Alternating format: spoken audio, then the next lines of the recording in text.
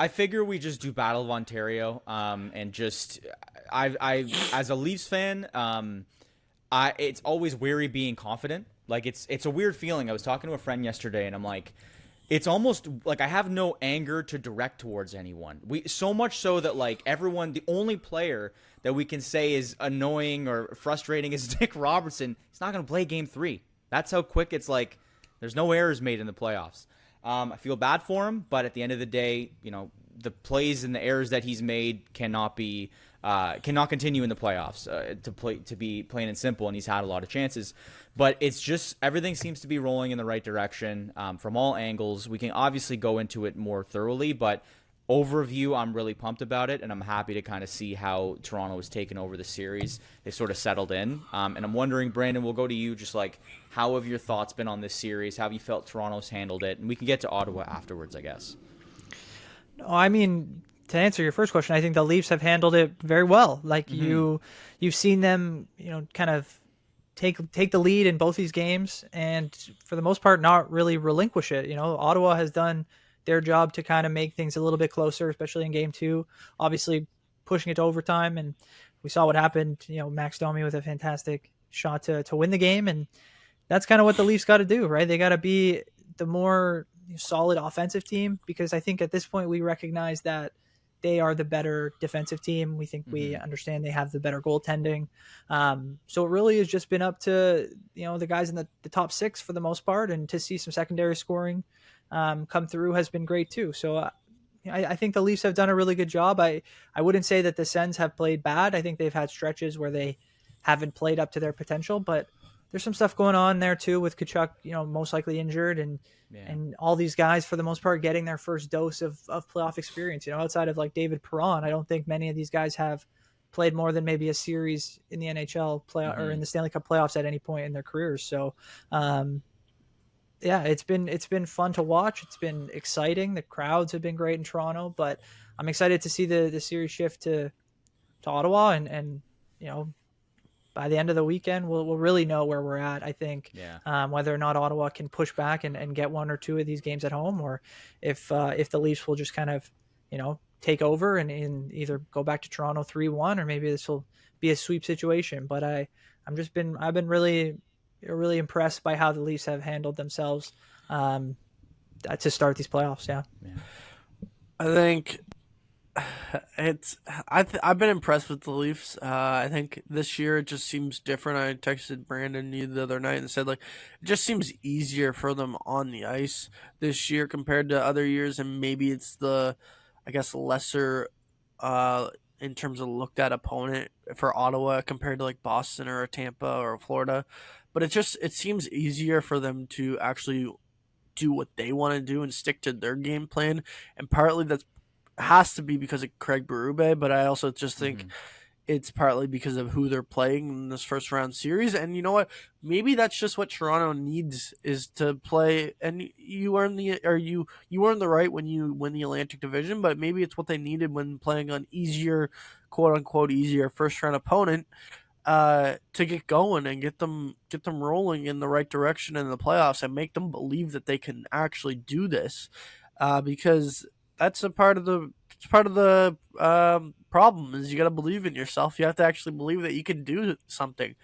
So yeah, I'm looking at them, and I'm really impressed, but I'm looking at them and I go, okay, I don't understand why Holmberg's on your second line. Like, I don't get that. I think Bobby McMahon deserves to be on that second line and that top six, and I struggle to understand why you keep on switching. I guess like if you're winning games, but like if you want to get Bobby McMahon going, get him like with players that are actually scoring and talented enough to score, like John Tavares and William Nylander.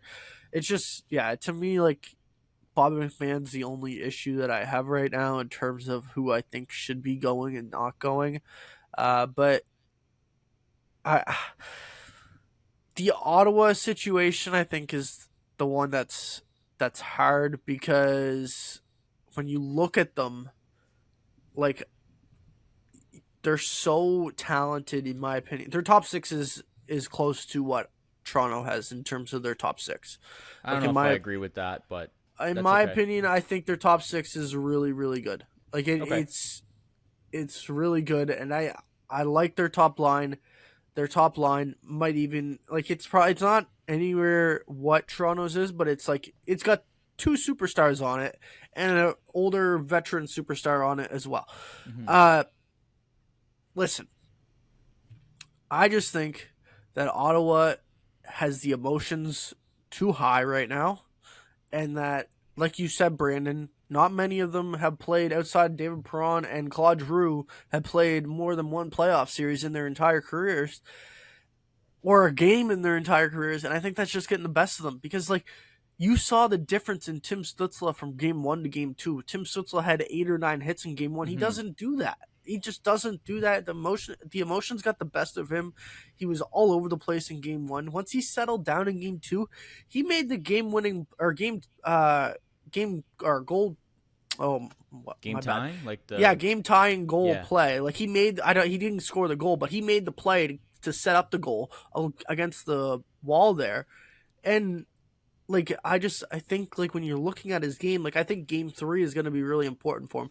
The only last thing I have is if Toronto wins, I guess tonight they go up 3-0.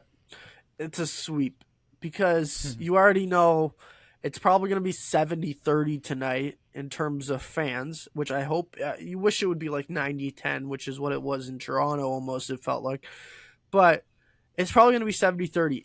And I have a feeling it's going to be 90-10 the other way for Toronto if Ottawa loses game 3. Like Right. if it's game 4 and you're down 3-0, Ottawa fans are going to be like, we have a chance to make some quick money here, and you know, because Wrap we it don't up. want to see our team get swept. Like we don't want to see that get happen on home ice. Like, so yeah, I just think like if you're gonna tonight's the must win for Ottawa.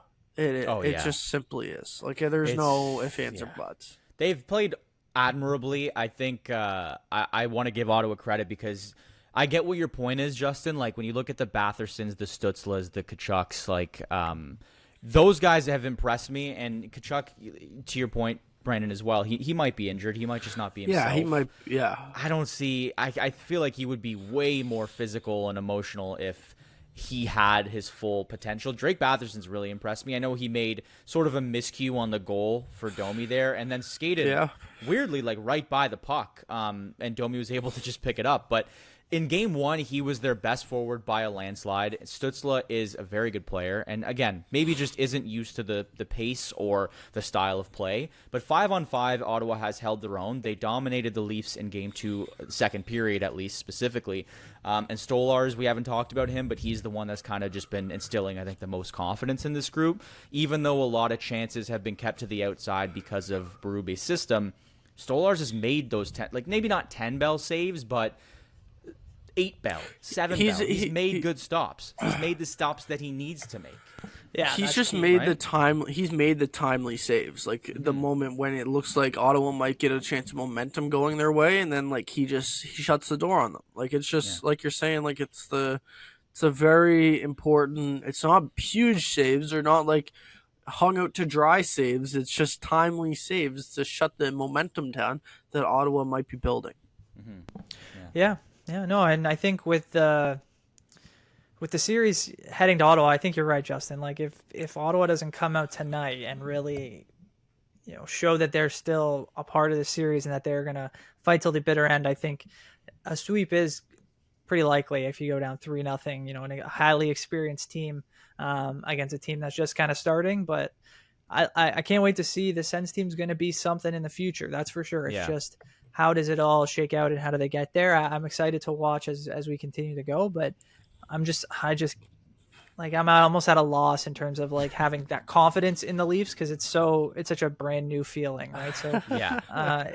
that might all fall down a hill once we get to round 2 if the Leafs happen to get there.